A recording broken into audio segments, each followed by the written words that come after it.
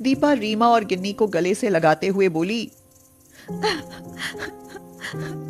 अगर आज सांप आप लोगों को काट लेता तो मैं क्या करती अम्मा। न जाने अपनी छत कब नसीब होगी। जितना कमाती हूँ सब रोज खर्च हो जाता है, फिर घर कैसे बनाऊंगी। कई दिन लगातार बारिश होती रही। शौचालय में भी बारिश का पानी आने लगा था। उधर से रोज एक महिला अनन्या गाड़ी में जाती थी। वह रोज उन्हें शौचालय में खाना बनाते देखती। एक दिन अनन्या ने गाड़ी से उतरकर दीपा से पूछा, बहुत दिनों से तुम्हें शौचालय में खाना बनाते हुए देखती हूँ, आखिर तुम शौचालय में खाना क्यों बनाती हो? घर नहीं है इसीलिए शौचालय में रहकर गुजारा कर रहे हैं। घर नहीं है, शौचालय में रह रही हो? कितने दुख की बात है। सरकार ने गरीब लोगों के लिए सरकारी आवास योजना शुरू की है। आप तहसील में जाकर आवेदन कीजिए, सरकार आपको घर जरूर देगी। लेकिन वहाँ हम जैसों की सुनेगा कौन? मेरे पास तो पैसे भी नहीं है। आप एक बार कोशिश तो कीजिए। अगले दिन वह तहसील पहुंची। दीपा एक महिला से कहती है, मुझे सरकारी आवास योजना के लिए आवेदन करना है। तो आवेदन कैसे होगा? अभी क्या फुटपाथ पर रहती हो? शौचालय में। सारे लोग दीपा का चेहरा देखने लगे। दीपा ने पूछा, ऐसे क्या देख रहे हैं आप लोग? मैं और मेरा परिवार शौचालय में रहता है, इसीलिए मैं आवेदन करने आई हूँ।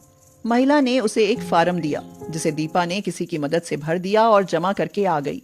3 महीने गुजर गए। आवेदन तो मैंने किया था अम्मा, लेकिन पता नहीं घर कब मिलेगा।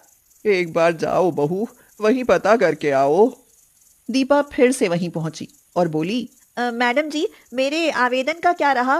वो हमारा घर प्रोसेसिंग में है, देखो कब तक अप्रूव होगा। मतलब ये कि हमारे हाथ में कुछ नहीं है, हम सिर्फ आवेदन करते हैं।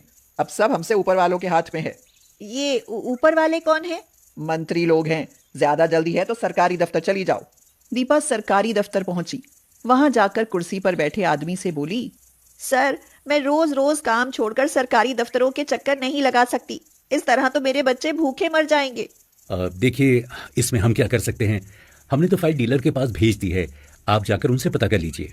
दीपा डीलर के पास पहुंची और बोली, सर, मेरी फाइल आई होगी। अच्छा, अभी ठेकेदार आपसे मिला नहीं?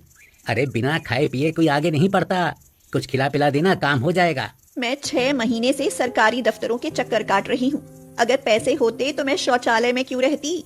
अरे तो जाओ अपने शौचालय में ही रहो। दीपा रोते हुए घर आ गई। अगले दिन दीपा अपनी दोनों बेटियों और सास के साथ सरकारी दफ्तर के सामने बैठ गई। भूखे प्यासे 3 दिन हो गए, लेकिन किसी ने सुनवाई नहीं की। तभी अंदर से अनन्या निकली, जिसने दीपा को सरकारी आवास योजना के बारे में बताया था।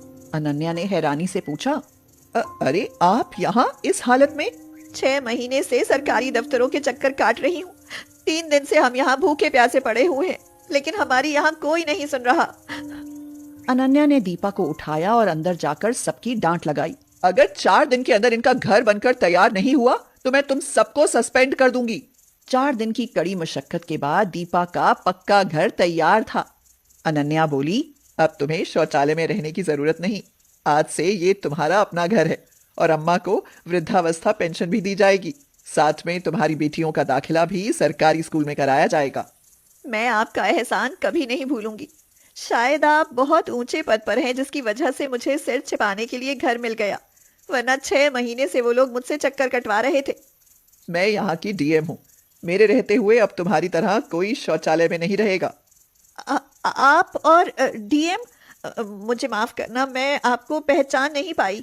अनन्या मुस्कुराकर वहां से चली गई।